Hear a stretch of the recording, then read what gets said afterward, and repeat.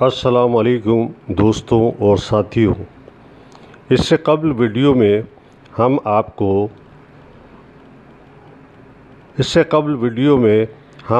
کو فلسطین اور اسرائیل کے متعلق معلومات فراہم کی، جس میں برطانیہ اور فرانس کی ریشہ داوانیوں، سازشوں اور بندرباٹ کے متعلق ہم نے آپ کو آگاہی فراہم کی تھی۔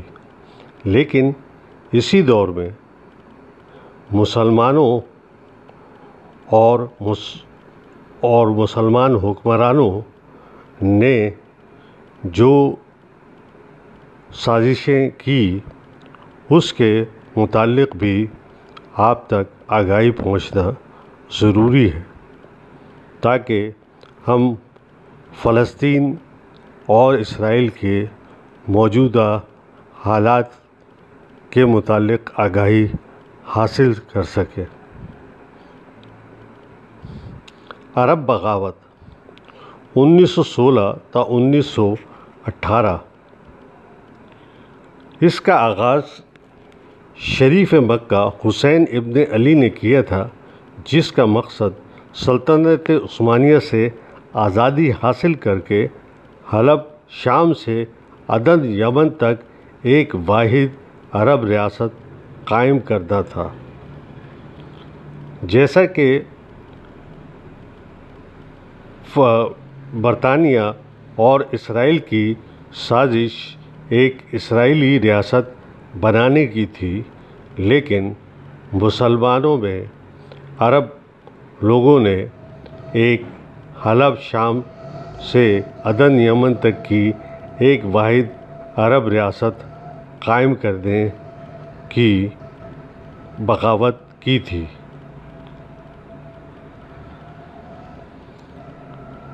حسین ابن علی برطانویوں اور تھامس لارنس کے ساتھ دیا اور سلطنت عثمانیہ کے خلاف 1915 میں جنگ شروع کی، جس سے سارے عرب ممالک سے عثمانی تسلط ختم ہو گیا اور پھر مشرق وسطیٰ پر دونوں برطانوی اور فرانسیسی تسلط قائم ہو گئے۔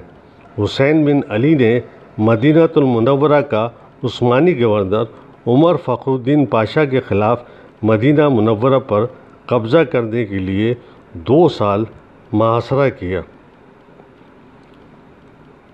مدینہ عرب کا ایک مقدس شہر ہے، جو پہلی جنگ عظیم کے دوران میں ایک طویل محاصرے سے گزرا۔ اس وقت مدینہ سلطنت عثمانیہ کا حصہ تھا۔ اس وقت سلطنت عثمانیہ نے مرکزی طاقتوں کے ساتھ دیا۔ شریف مکہ نے سلطنت عثمانیہ سے غداری کی اور خلیفہ کے خلاف اور برطانویوں کے حق میں علم بغاوت بلند کیا، جس میں لارنس آف عربیہ کا ہاتھ تھا۔ شریف مکہ نے مکہ پر قبضہ کرنے کے بعد مدینہ کا محاصرہ کیا۔ یہ تاریخ کا طویل ترین محاصروں میں سے ایک تھا، جو جنگ کے بعد بھی جاری رہا۔ ترک کمانڈر عمر فخر الدین پاشا نے مدینہ کا دفاع کیا۔ انگریز اس کی شجاعت کی وجہ سے اسے شیر صحرا، لائن آف ڈیزرٹ کہتے تھے۔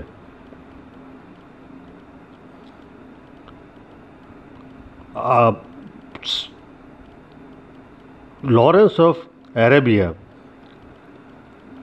Lieutenant colonel Thomas Edward Lawrence, جنہیں پیشہ ورانہ طور پر ٹی لارنس کے طور پر جانا جاتا تھا، برطانوی افواج کے ایک معروف افسر تھے، جنہیں پہلی جنگ عظیم کے دوران سلطنت عثمانیہ کے زیر نگی عرب علاقوں میں بغاوت کو منظم کرنے کے باعث عالمی شہرت ملی۔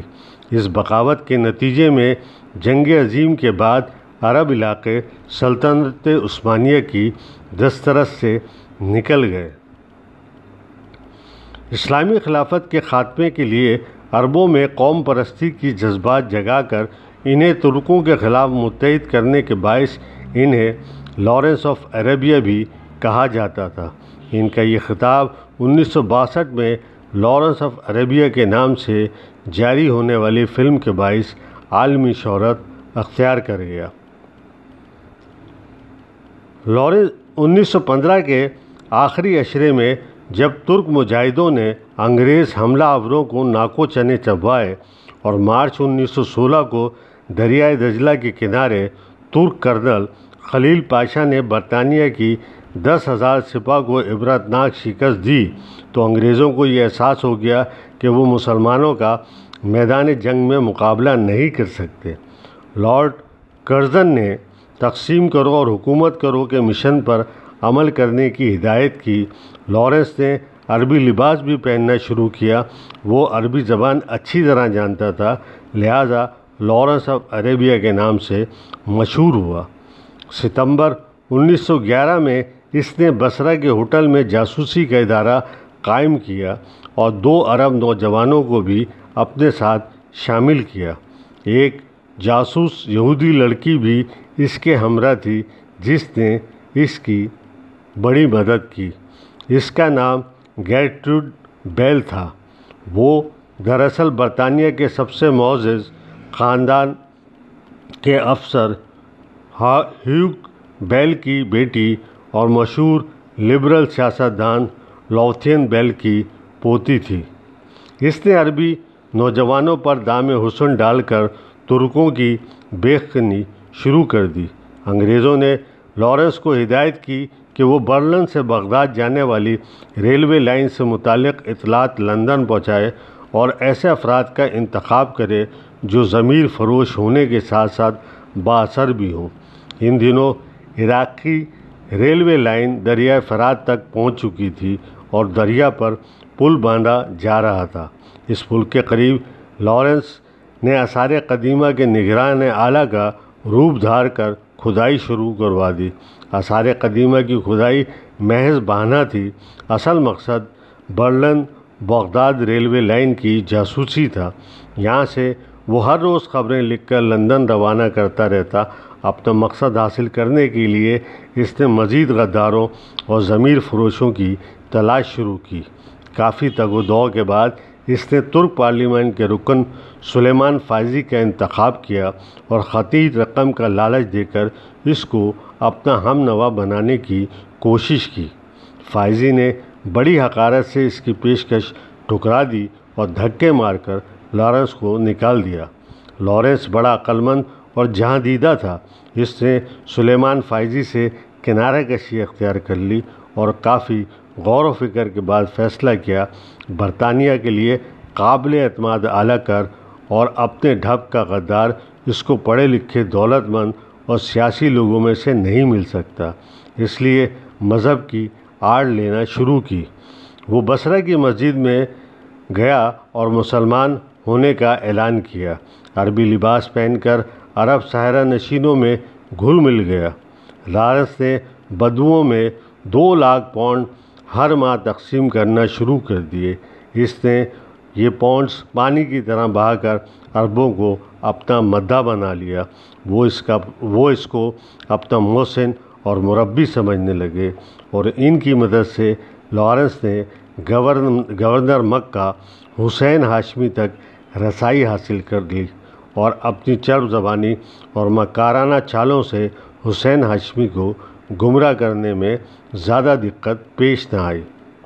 پاسبان حرم کو شیشے میں اتارنے کے بعد لارنس نے اپنی پوری توجہ حسین ہاشمی کے بیٹوں عبداللہ، علی، فیصل اور زید پر مرکوز کی۔